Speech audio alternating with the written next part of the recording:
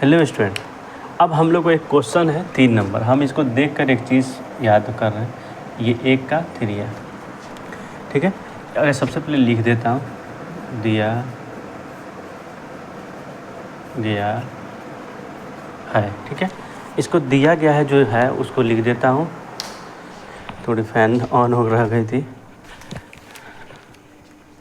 ठीक है, चलिए, तो दिया गया है जो लिख देता हूँ। क्या लिखा है? 3x minus Y is equal to 3। Equation ये 1 हो जाएगा।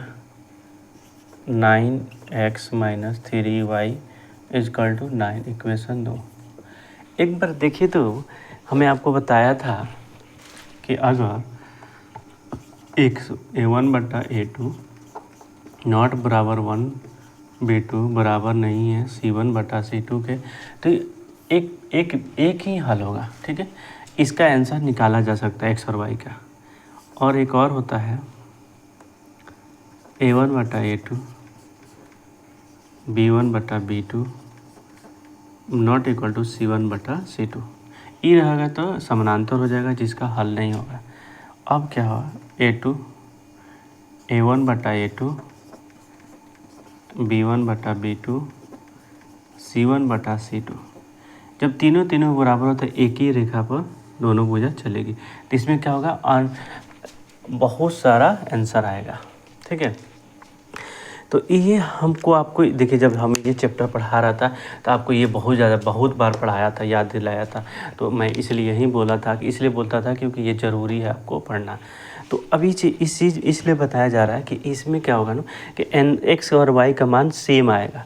ठीक है, मैं इसीलिए मैं कह रहा हूँ कि इसका शून्य का अनेक हल होगा। तो चलिए, तो जब अनेक हल होगा तो इसका मान जल्दी नहीं आएगा, कट जाएगा पूरा का पूरा। देखिए, पूरा का पूरा जैसे कटेगा तो मान आएगा नहीं।